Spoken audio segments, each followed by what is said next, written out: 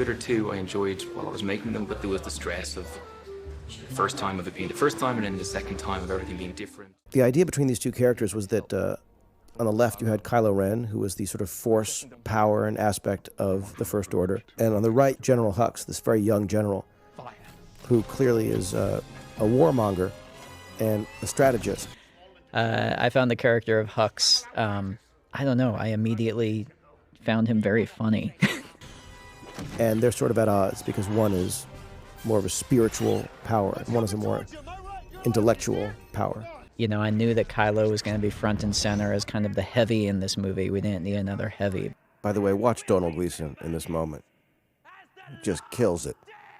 I was behind the camera, just like, holy crap.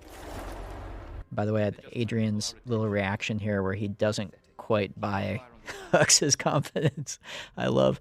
And so his putting it on, Yeah. it's almost oddly a vulnerability. Putting on the mask makes him feel more powerful. I thought, well, we got to figure out a way to get that mask out of the way.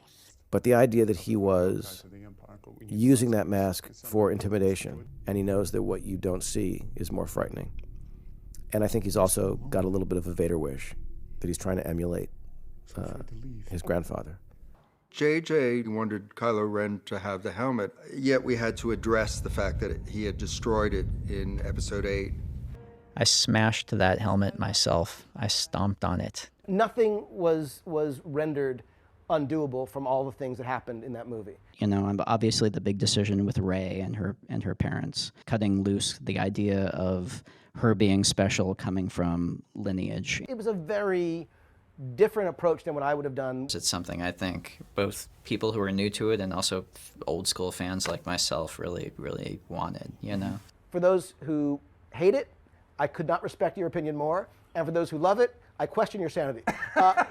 That's it. It's a big warm hug into Star Wars. The lesson is that, you know, you have to plan things the best you can. Obviously, we all know you're working on more Star Wars stuff. Having a plan, you know, I have learned in some cases the hard way, is the most, you know, critical thing, because otherwise you don't know what you're setting up. When I spoke to you last time, you said you wanted to write and direct the first one, and let's see what happens after making the first film, if I'm going to, you know, make the second or third or whatever. Is that still your plan? Yeah, that's still all I know. I think the most surprising thing, you know, for me was the way he treated Luke. The Last Jedi left some fans shocked by Luke Skywalker's story and ending. Looking back, would you change anything in your script, or do you stand by all your choices? Nope, stand by every choice. I'm disappointed. I am too. You Now know, that I you think bring it you up. should, you know, I think you should go back. I should open the movie up again. That's right, just do it. Just. So the idea of this is we just sort of wanted to see if there was literally anything else you had to say about Star Wars: Last Jedi. No, I'm good. Yeah, you're good? We're done? Good night, everyone.